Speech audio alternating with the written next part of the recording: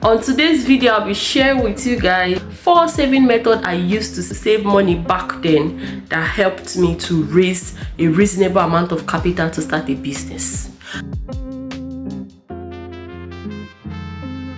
Number 1 saving method that I used to save my capital back then to invest in a business was through contribution. Some people call it, I believe the English word for it is thrifting, right? I'm not sure. In the northern part of Nigeria calls it adashi, Yoruba calls it ajo, and then a word that I know that okay, these two ethnic group calls it. So I used contribution. I am a major contributor. I so much believe in contribution. Well, some people might have had negative experience from contribution, but I used contribution to save a large amount of money. So for every business I start, in fact, I use contribution to raise capital whenever I want to go into any business. So what we do is we have like a group of friends that will come together, and then we'll ask ourselves, we'll start the contribution based off of our own capacity. We don't go beyond our capacity, so there's no problem, and then there's no misappropriation of funds, there's no faulting. We don't go overboard, we just save based on our capacity. So we do that, our friends. So we come together and then we organize the contribution, which usually is either monthly or weekly, and then we give money based on priority, based on how important or how soon you want your money. One of the methods I used in raising funds to start my business back then was through contribution. Number 2 method I use in saving for my business or for a business is through returns on business. So I reinvest my returns on business.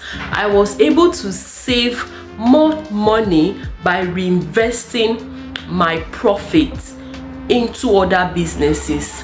What do I mean? So I did a lot of little business on the side, which I'm going to be addressing in my next video. So profit I made from those businesses, I do the 2-to-1 ratio, and then I use some to tackle other needs while some was meant for reinvestment. I use that way to save money as well. And then the 3rd method I used in saving capital, the 3rd saving model I used was through the same contribution. So we have the weekly contribution, we have the monthly contribution. Engaging in the monthly contribution, that one is the large sum I used to start the business. During the year, we can come up again and start up another contribution. I'll collect that one and still reinvest. The 4th way I used in raising funds for my business was through saving in a piggy bank, which is I call Kolo. We have like this box that you buy. So piggy box back then used to come in different shape and size and form. They have the one that carpenters will make for you. That one you can design the style, you can design the size, and then they have the ready-made one. In fact, there's this myth back then that if you buy the one that is not good, your money might end up missing, but I don't know how true it is because I used it, but I use the one that the carpenters make. So I just get my piggy bank and then I put in spare money. So I was able to raise a reasonable amount of money. I was able to raise a reasonable amount of money from the money I save in my piggy bank to start 1 or 2. And you know that starting a business, most businesses, except if you want to go in big, but like businesses that you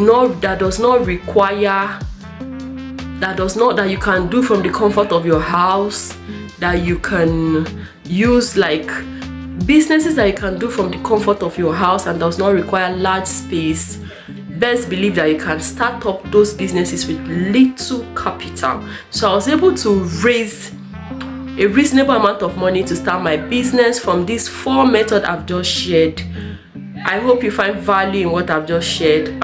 As time went on, I was able to get reasonable money to start up my business. So I hope this piece of information that I've shared with you guys help you in 1 or 2 ways to raise funds to start your business. Thank you. Alright guys, bye.